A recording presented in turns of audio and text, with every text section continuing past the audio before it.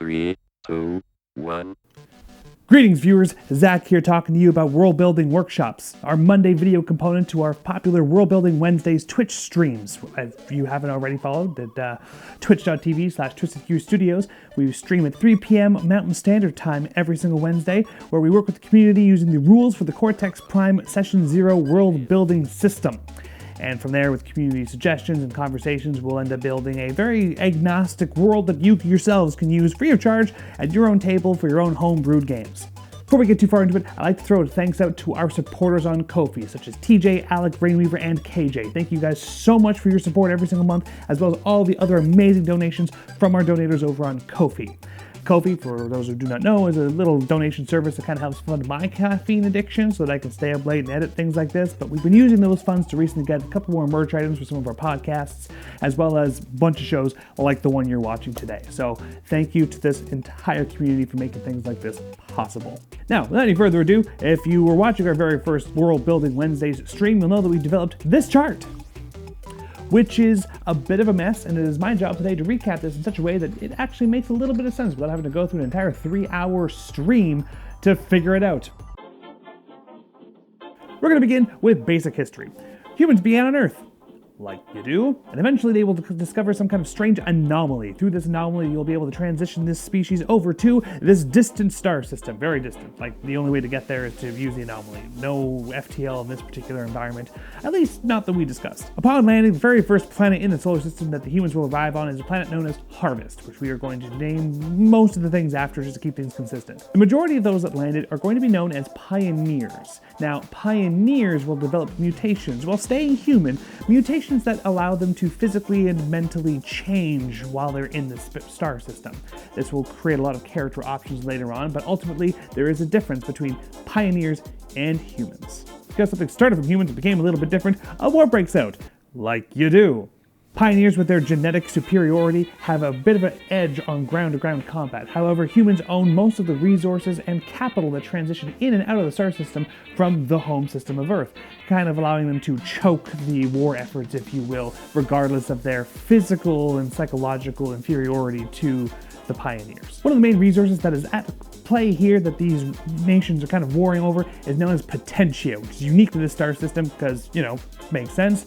Potentia actually meaning Latin for power. Fun fact, I just thought that was important to know.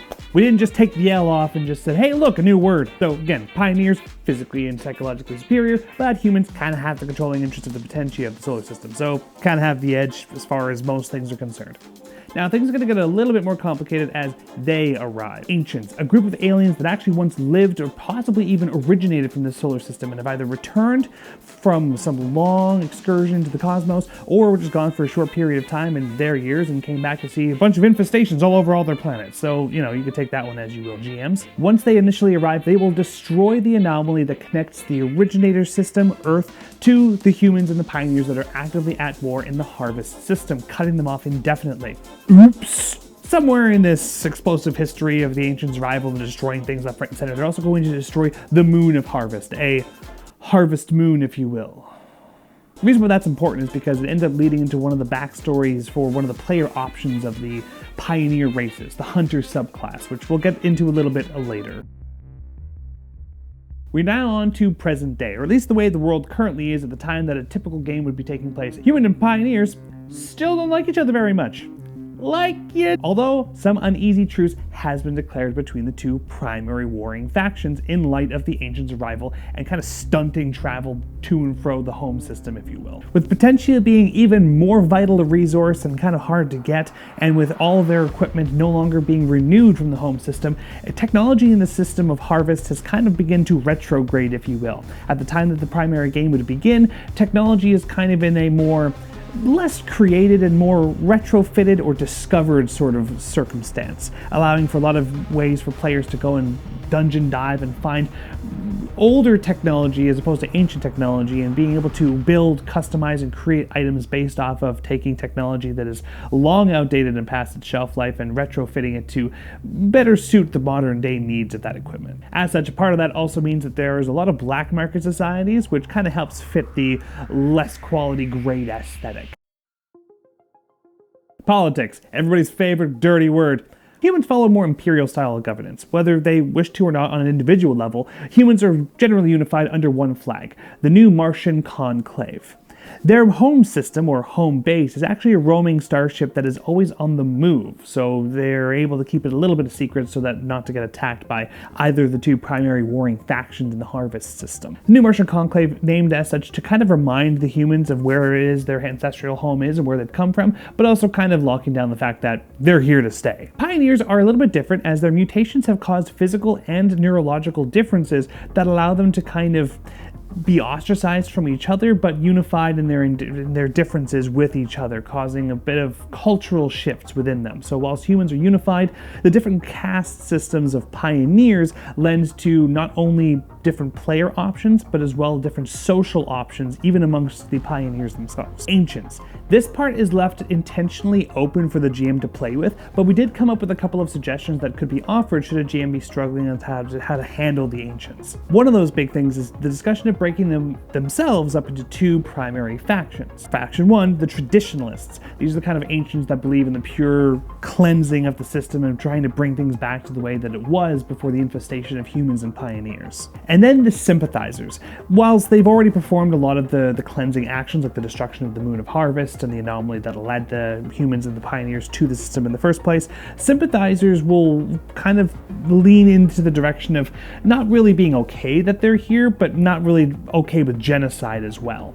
With one of the interesting subplots that can be played with, and the black markets being a big deal in the social hierarchy of the system of Harvest, there is this idea that we were playing around with of having a degree of sympathizer assistance in the management and operation of one of the largest black markets in the Harvest system. We even had a discussion about having all kinds of telekinetic and pyrokinetic powers as well, so there's also that. Another potential plot hook for GMs is the destruction of the Harvest Moon. One of the things that we discussed is that perception, it just seemed like a show of force by the arrival of the ancients. However, maybe somewhere deep in the moon there was a secret weapon that the ancients were desperately trying to keep hidden from the humans as well as the pioneers, and that remnants of that facility and some of the weapons that were being investigated or created are still discoverable in the floating remnants that are forming a ring around Harvest for you dungeon delving types.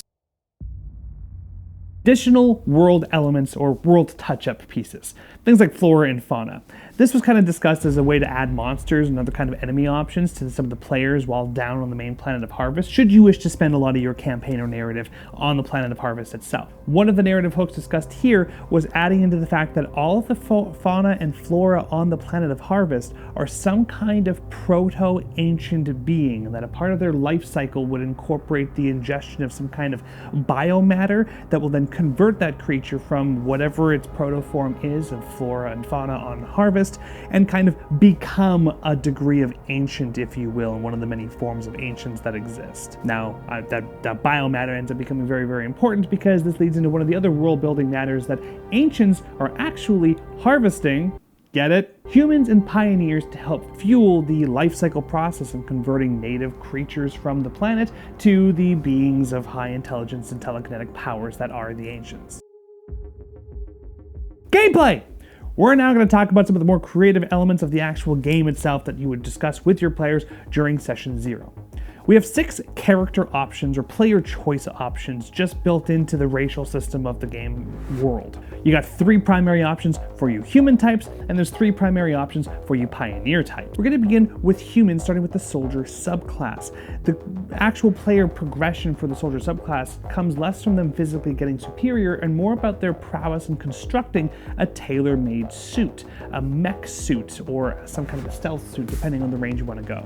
This subclass was designed with your brawlers and combatants in mind for the power mech heavy suit with assisted punching things like power loaders, but also for your stealth-based characters to create some kind of stealth and camouflage-esque mech suit as well.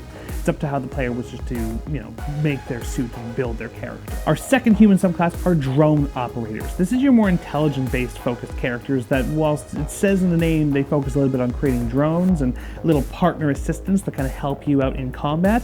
They're also more gadgeteers. If you want a character that's human but likes to create and construct and play with the retrograde aesthetic of the environment and the core setting, then your drone operator is your human variant that allows you to really play with that theme. Our third human subclass are the engineers. Now, while this may sound like another technical class, we kind of played with the definition of engineer here to make it a little bit more interesting. These are your political, charisma-based characters. Most of the individuals that engineer the social constructs that the Empire thrives off of are engineers.